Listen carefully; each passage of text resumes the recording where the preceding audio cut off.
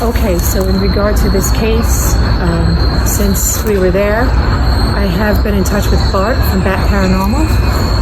He is in touch with that place, and I was told that the maids are feeling a little safer, it's a little more quiet. And then as soon as I started picking up the evidence on the case, Bart called me 2 days later and explained to me that the activity has amped up again. That was a couple of months later.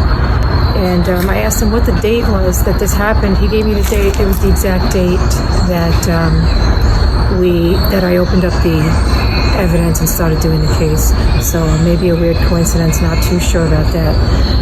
Other than that, we're going to find out what's going on.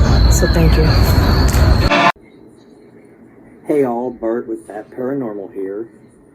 May 27th of this year, we investigated a hotel in the Louisville area, and I had the pleasure of bringing in Kat Maria with Trinity Paranormal, Tim Cummer, Jeremy York, Cody Cummer, Frank Smith, Ricky Hilliard with Things Paranormal. I had been telling them about this hotel for a while, and they were gracious enough when they come in to do Waverly Hills to come and check out the hotel with me.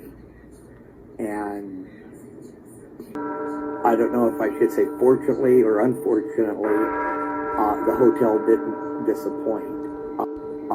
We checked in on August 14th, and that night the activity just went through the roof.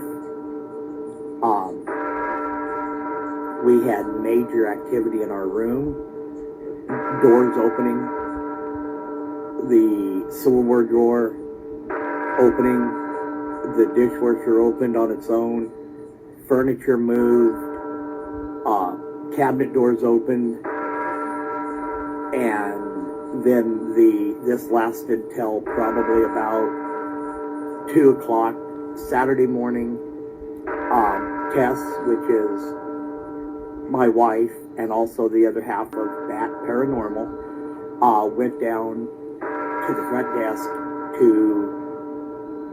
get supplies for the next night, towels, etc., paper towels, etc.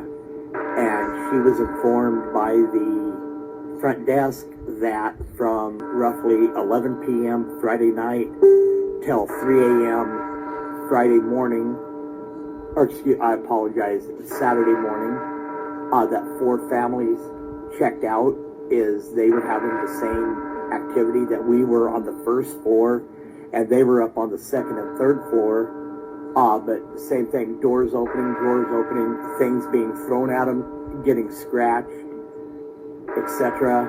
I spoke with a couple young ladies whose family were staying here that Friday night, and they told me that they were having similar situation on the second floor in their room, things being thrown, doors opening for no reason, etc. So yes, this hotel is active.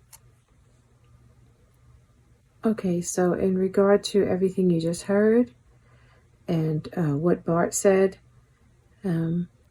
clearly we got ourselves into something that we didn't know we were getting ourselves into.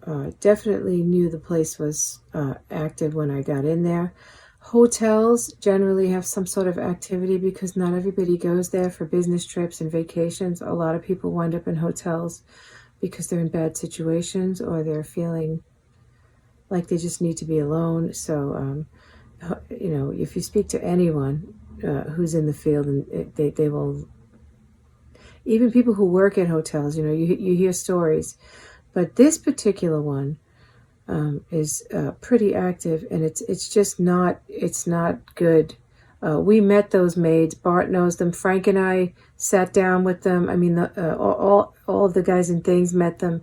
They're lovely young girls trying to make a living. They have children.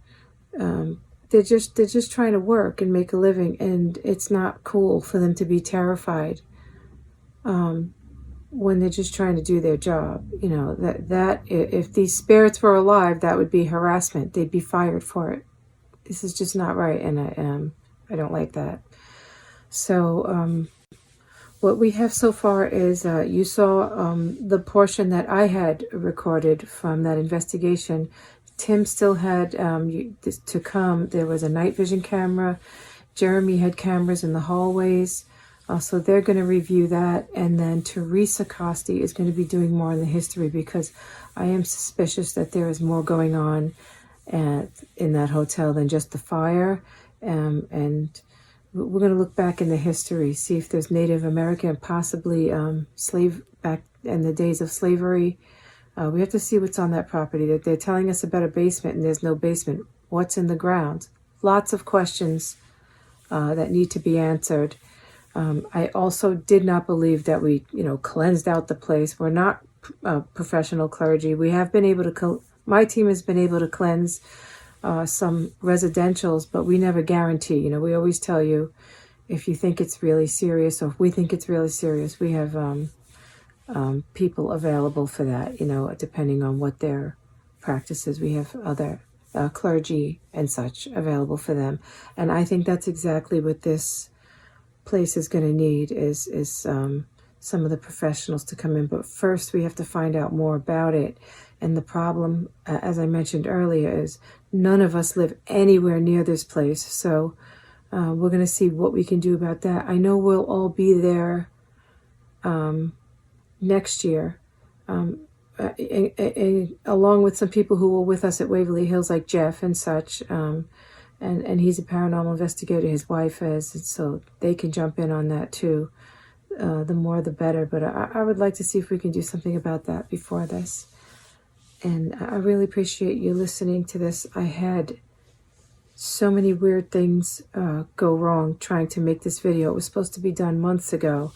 Like I said earlier, I watched my cursor move. Whole videos went missing out of nowhere. They were just nowhere, for part of this that I had to redo. Knocks on the wall, whispers in my room. It was really crazy. It was really, I can't even begin to explain the weirdness. I've done plenty of audio and review before. This was the most disruptive. This was definitely the one that was the most disruptive, difficult time getting her done. So I appreciate you guys listening. And this story is not over. So hang in there. I'm going to get together with the other guys and find out more. Okay? Thank you for listening to Things, Trinity, and Bat Paranormal. Peace and love. Peace and spooky love, y'all.